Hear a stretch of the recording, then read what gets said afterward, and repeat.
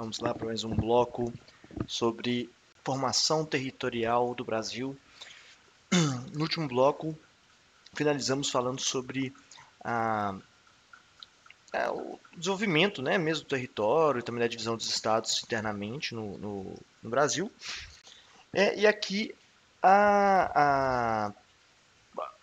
finalizou, né, essa divisão a partir da Constituição de 88 com a resolução de algumas áreas de litígio no Brasil, né, internamente entre os estados brasileiros.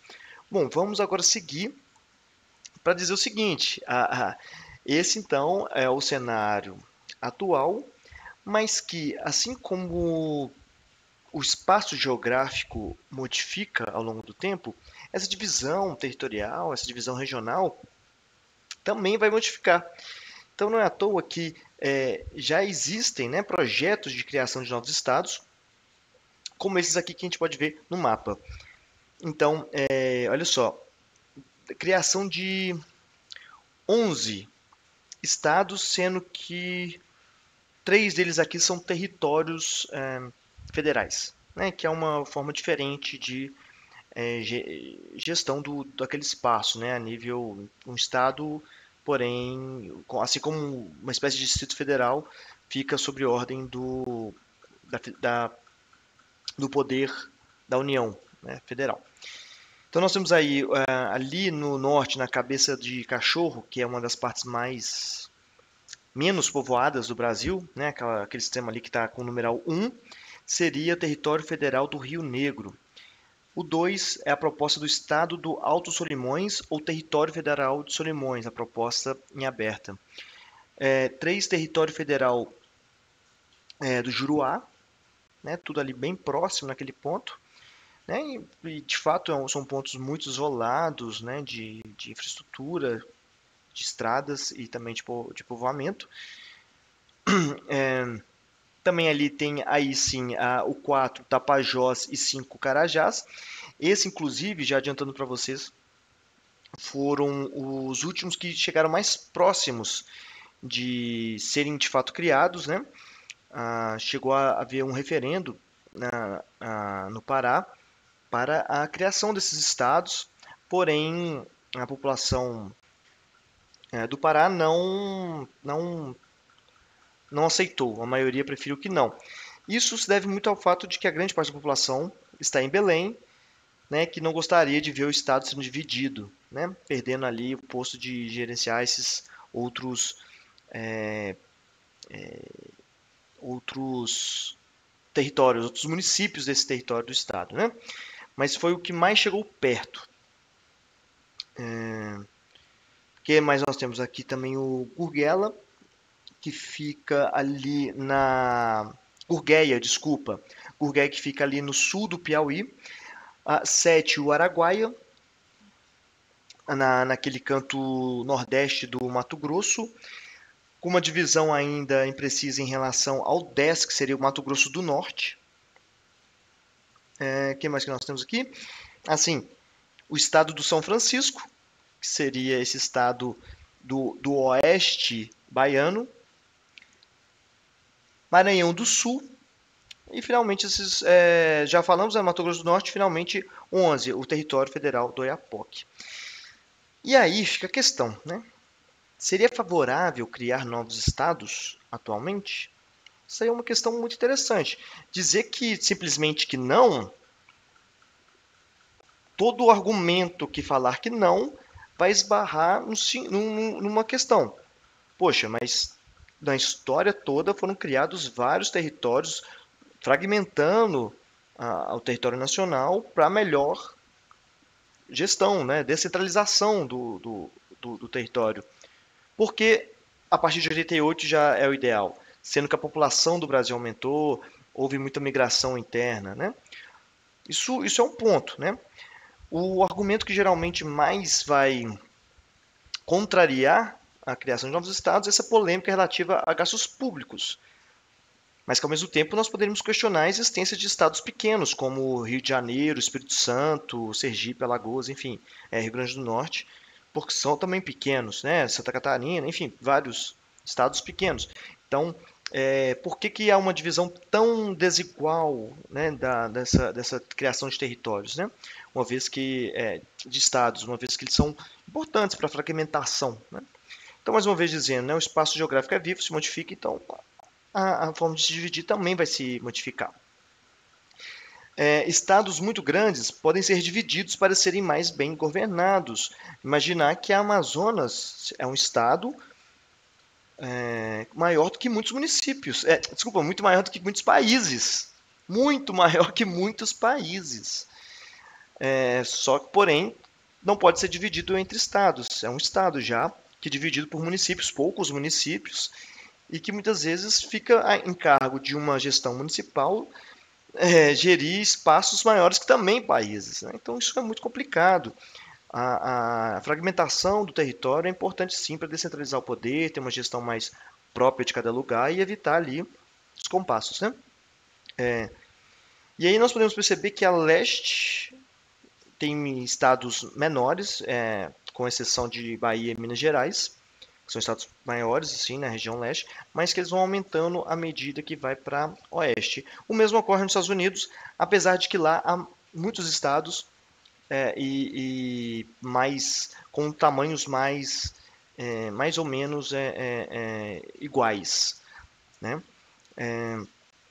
Nós também temos o caso do México, que é um país menor do que o Brasil, com mais estados que o Brasil. Então, existem essas formas diferentes de compreender e dividir o espaço, que é importante te levar em conta, sim, a necessidade, né? Claro que cada caso tem que ser visto os motivos reais do porquê de sendo dividido, mas é importante, sim, refletir sobre isso, tá? Não desconsiderar somente por a polêmica do gasto público, tá? Porque a discussão tem que ir um pouco mais além do que isso. E para quem estiver já achando muitos estados, essa daqui é uma proposta hipotética dos novos estados, em que em algum momento já houve algum tipo de menção sobre isso, né? Não significa que são projetos em vista, não são, mas foram mencionados ideias, né? Então, olha só, né? A divisão de vários estados, né? A criação de muitos mais estados, alguns batendo com o que nós acabamos de ver, e outros ainda dividindo até mesmo a criação de muitos mais estados, pegando ali o caso de Minas Gerais, o Triângulo Mineiro por muito tempo, né, que seria aquele número 5, por muito tempo chegaram a reivindicar a criação de estado devido às particularidades econômicas, culturais e de infraestrutura, de relação, de conexão mesmo com a capital do Horizonte. Então, por muito tempo se defendeu a criação desse estado, né? Enfim, isso aí só estou dando um exemplo de algo que, apesar de não estar em projeto, tem menções, tem tensões para fazer, para que se ocorra. Então, vamos seguir agora falando sobre, deixa eu me retirar aqui, o Tratado de Tordesilhas, né? Porque ele foi muito importante para compreender, para a primeira formação do território brasileiro. O Tratado de Tordesilhas, Tratado Internacional de 7 de junho de 1494, celebrado entre o Reino de Portugal e a Coroa de Castela, para dividir as terras descobertas e por descobrir. Aqui entra uma questão muito importante sobre as questões geopolíticas e de conhecimento geográfico. Como eu já disse no primeiro bloco, não havia conhecimento real do tamanho, da dimensão do planeta. E ao mesmo tempo, quando se tentava cartografar esses locais, as ferramentas, o avanço do conhecimento cartográfico, não só do mundo, mas do conhecimento de cartografar algo, deixava muito em dúvida. Nós temos aqui no mapa à esquerda uma tentativa de dizer onde exatamente está Tordesilhas. Né? Não tinha equipamentos modernos igual hoje, tão precisos, mas para dizer, tá, beleza, a gente já sabe aqui quantas léguas é a partir lá da ilha de Cabo Verde, porém, onde que está exatamente isso no território? Então, tem várias tentativas de marcar essa linha no território, muito por conta disso, né? Muito por conta desse desconhecimento. Então, ter conhecimento geográfico era uma estratégia geopolítica de ampliar seu próprio território, enfim, delimitar essas questões. E aqui embaixo, É só um mapa para vocês terem noção de como que o Tratado de Tordesilhas é em relação ao território como ele é dividido hoje, né? Então, quais estados já estariam presentes dentro desse primeiro território e quais outros que foram simplesmente pelo avanço da colonização portuguesa sobre o território, né?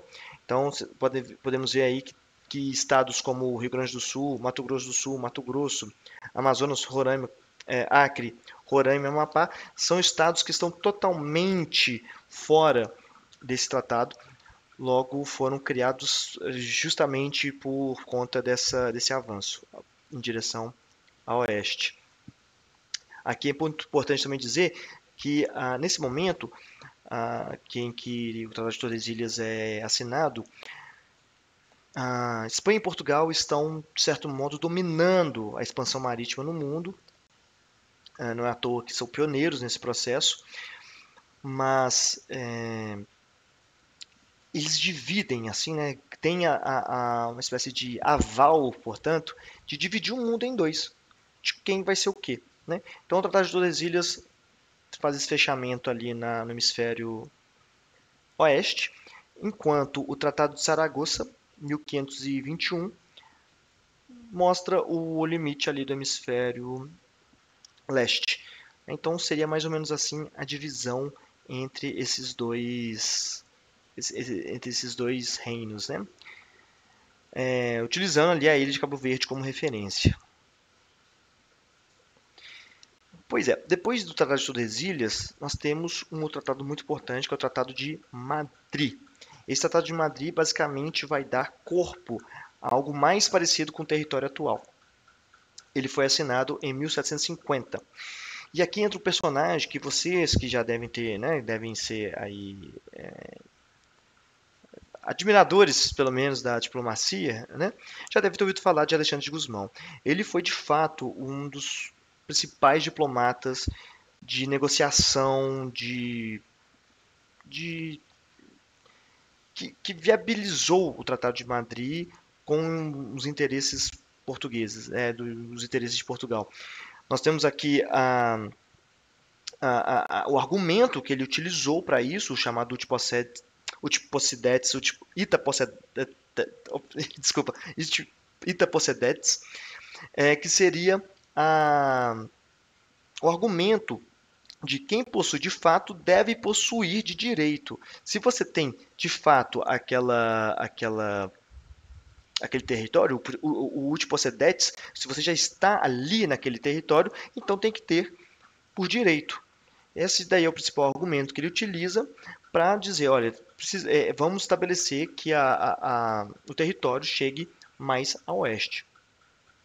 Algo que ele se valia para isso, né, uma ferramenta que utilizou, foi os próprios conhecimentos cartográficos do local. Então ele possuía os melhores mapas da América do Sul para conhecer, para ter noção do que estava falando. Imagine só um local em que, né, mal havia condições de se trafegar por esse território, ou seja, ele pessoalmente não tinha condições de estar rodando esse território todo para saber como é que se trata, ele só tinha como saber o que estava acontecendo ali, o que ele tinha que negociar a partir de mapas, né? Vendo recursos, vendo localização, vendo distâncias, e ver qual que é o mais importante ali, mais estratégico para o país. Então, sendo o redator do Tratado de Madrid, ele negociou esse território, né, com a América Espanhola, dizendo, olha, queremos ficar com a Amazônia por causa disso, queremos ficar ali com o Mato Grosso por conta daquilo, principalmente do ouro, vamos abrir mão da Cisplatina, um local que já é muito tensionado, que o Brasil já tentou por muito tempo ocupar e não conseguiu, então nós vamos recuar, vamos deixar isso aí, nós prometemos que nós não vamos mais tentar o controle da Cisplatina, que seria hoje mais ou menos uma região que compreende o Uruguai, né, dando então à América Espanhola a colônia de Sacramento e ficando então com o Rio Grande do Sul, né, ali seria o limite. O Tratado de Madrid ele logo já tem que ser revisto, né, depois, inclusive ali nesse mapa nós já temos o Tratado de Santo Ildefonso, que já incluindo mais uma parte, mas ele já foi revisado depois, muitas vezes, mas o Tratado de Madrid é um marco para a formação territorial do Brasil, sem dúvidas, visto a desatualização de Tordesilhas, que nos primeiros 100 anos já não havia sido respeitado. Outro ponto aqui que nós temos que falar é sobre mitos fundadores. Mitos que contribuíram para incentivar a ocupação do território a oeste, né? Então, nós temos esses 3 mitos que são muito importantes para ter coesão do território, no momento em que se não tinha quase nenhum controle sobre as diferentes ilhas que iam se formando, ilhas que eu quero dizer, ilhas de ocupação mesmo, né? Ilhas econômicas, né? Não havia essa integração entre o que acontecia na Amazônia, no Nordeste, no Sudeste e no Sul, atuais, por conta da falta de integração mesmo, né? Então, a ideia é que esses mitos fizessem a manutenção dessa coesão territorial. O primeiro deles que a gente pode citar é a Ilha Brasil. A Ilha Brasil é muito interessante, olha só esse texto.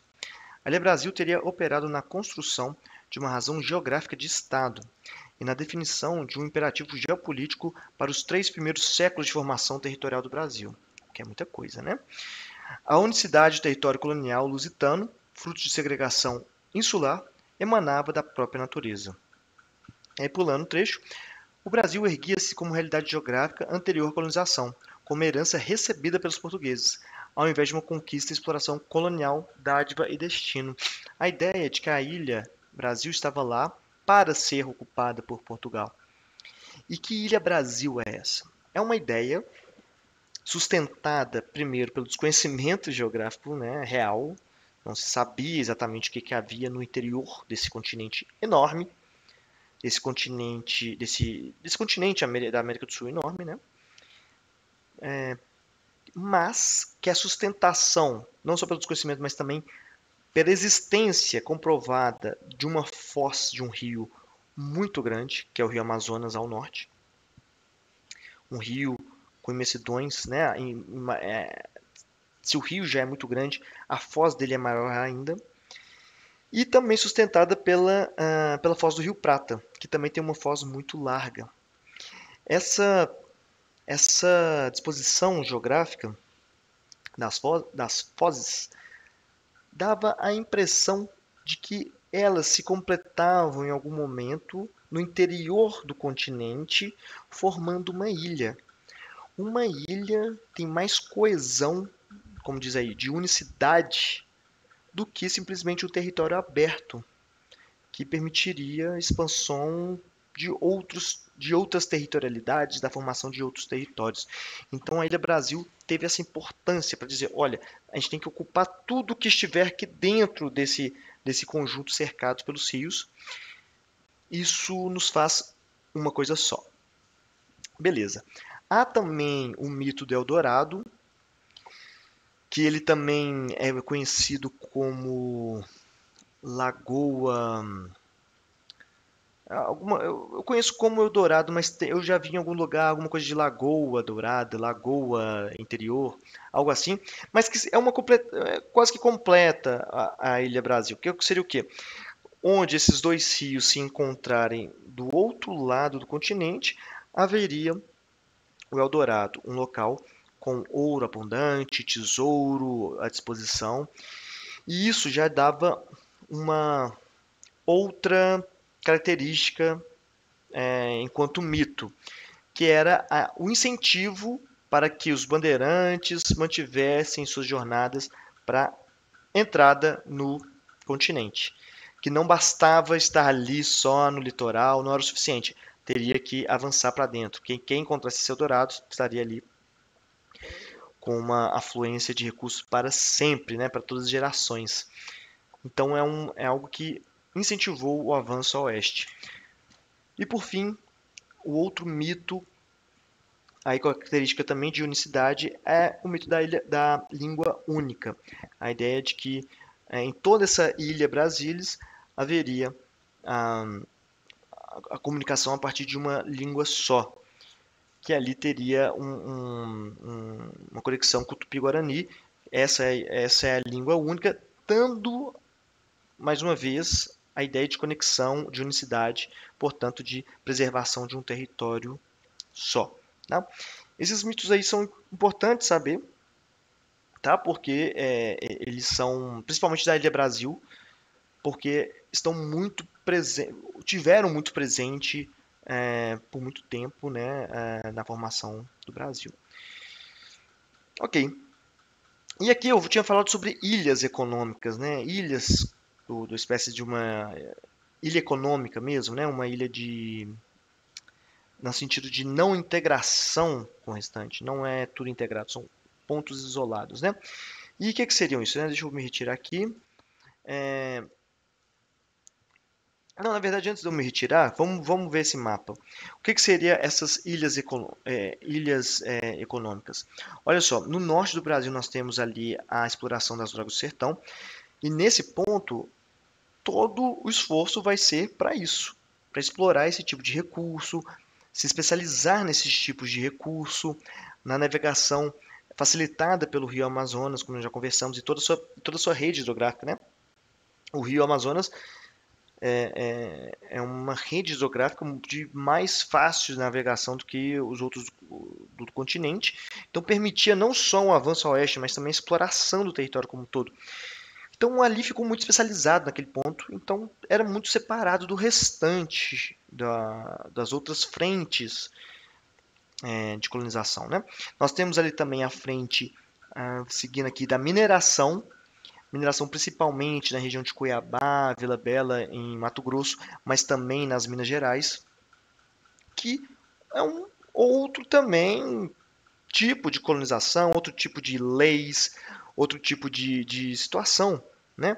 O tal quinto que a coroa portuguesa cobrava na exploração de Portugal, pelo ouro, nada tinha a ver ali com a Amazônia, né? São formas diferentes de entender e compreender esses ciclos econômicos. Há também a pecuária, um pouco mais dispersa, mas muito importante para ocupar mais áreas vastas, né? Adentrar de fato no país, utilizando ali dos rios para isso. E a cana-de-açúcar. A cana-de-açúcar já foi algo muito específico ali do litoral, não interiorizou a exploração. Se fosse só a cana-de-açúcar ou o pau-brasil, o Brasil seria uma ripinha ali, né? Bem entre o continente e o mar. Então, esses outros ciclos econômicos formaram esses frentes de ocupação, mas o ponto aqui é que eles não eram integrados, portanto, ilhas econômicas.